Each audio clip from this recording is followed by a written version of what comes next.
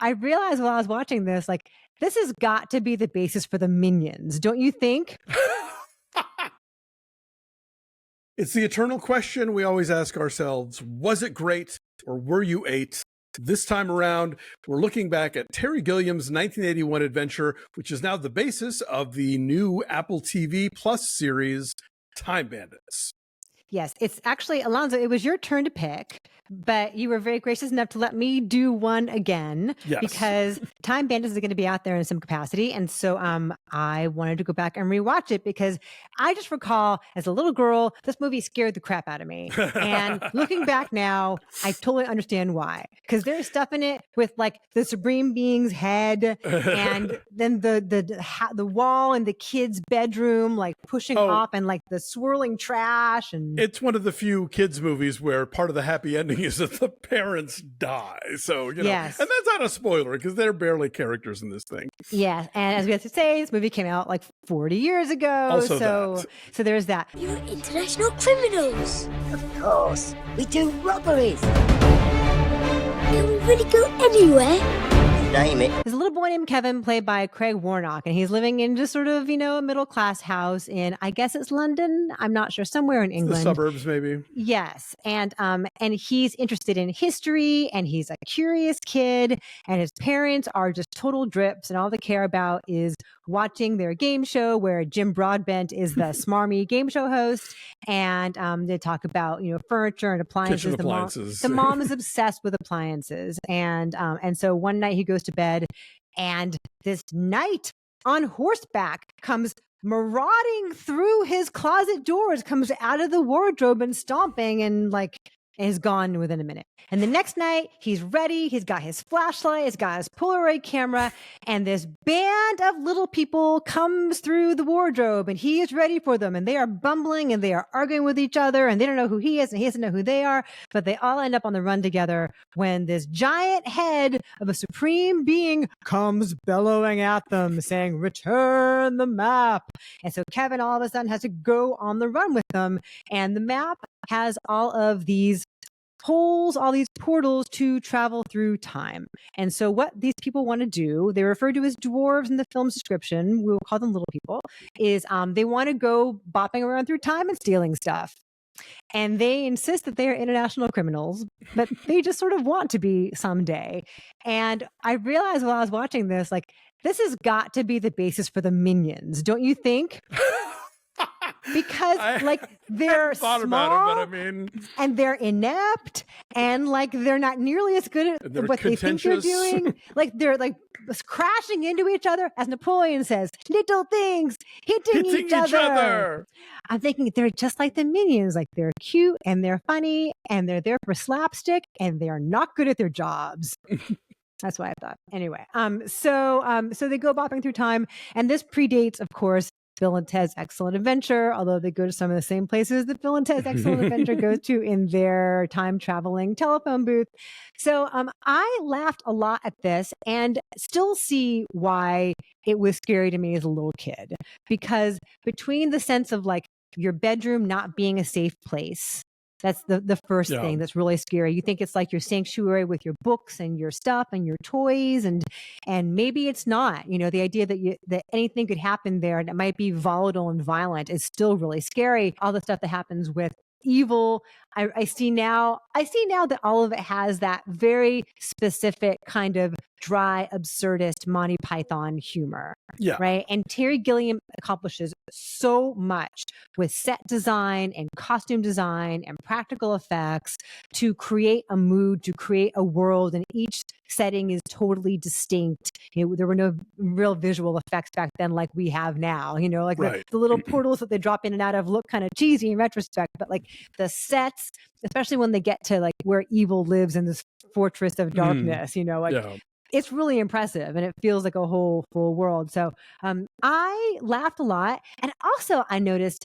this feels like it's of a piece with other movies that came out around this time that were focused on materialism, on greed, on the emptiness of commercialism. Between They this, saw the 80s coming. totally, this and 9 to 5, and The Incredible Shrinking Woman was also about the emptiness of consumerism, and also How to Beat the High Cost of Living. Yeah. Remember where they have to get all the cash in the Right. ball? I feel like they're all of a piece of like looking at how this is not going to satisfy you.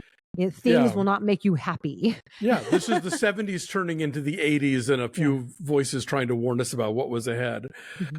Yeah, this is very much a post Python project, and it's co-written by Terry Gilliam and Michael Palin.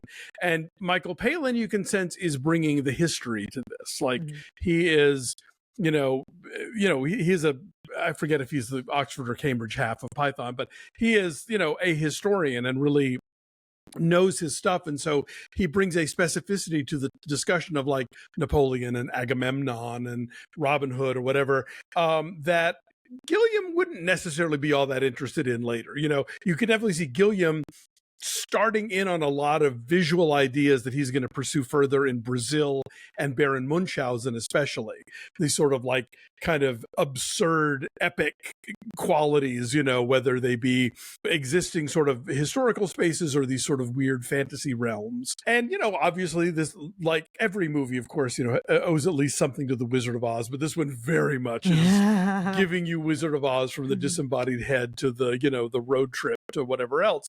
Yeah, this is a fun movie. I did not see it in theaters. I don't know why. I mean, I was a big Python fan as a kid, so I don't know why as a 14-year-old I did not run out to see Time Bandits, but I remember I didn't see this movie at least until college.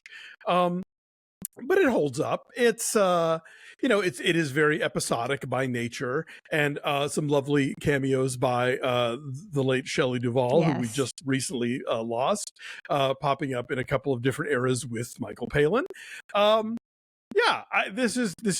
It is very silly, but it is also a great example of like a kids movie where the kid is resourceful and is the hero and manages to save the day because like the bumbling, the minions, as you call them, like, they have the map, but they don't really know where they're going or what they're doing or who anybody is. And the Kevin, having read up about Agamemnon and Napoleon and all these folks, like, has useful suggestions and advice and knowledge. And so, I think for younger viewers, you get to have that character. And also, hopefully for younger viewers, like, oh, maybe I should read more, Right.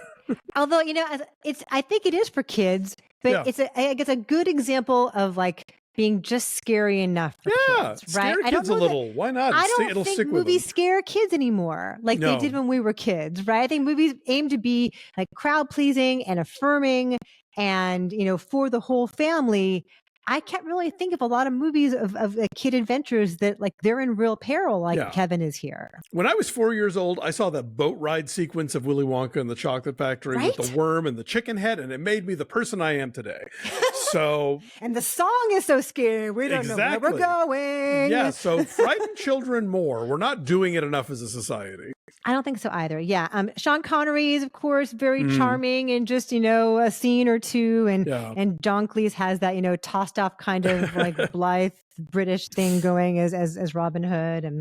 And the fact that like he gives each person an item and then they get punched just feels so Python to me. Like the absurdism and the unexpected like weirdness of that moment, Yeah, and Connery popping up again at the end is another Wizard of Oz callback. You were there and you were there. You were there, exactly. Jim Broadbent, the game show host, comes back. So yeah, what's real and what's not. But again, it's a movie I haven't seen since I was really little.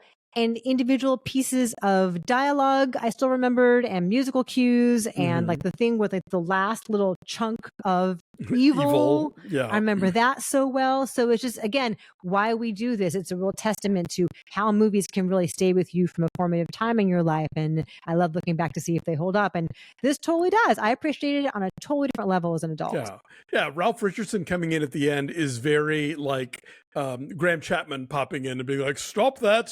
Like he brings this gravitas, but at the same time he's in on the joke and probably like having a real lark of doing this nonsense movie. So I will say it is great.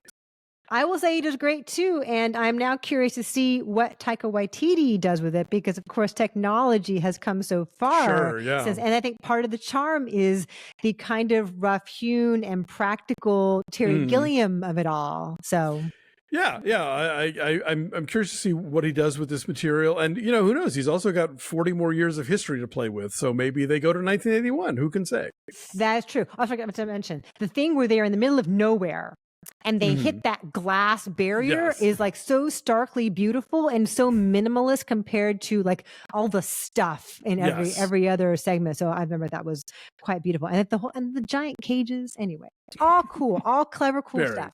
All right. So thanks for being here. Alonso will pick a Was It Great or Were You 8 movie for next time from the mid-70s. Let us know what you thought of Time Bandits. And if you want to hear what we think about Taika Waititi's Time Bandits TV series, join our Patreon at patreon.com/BeFastAllDay. We will be recapping it.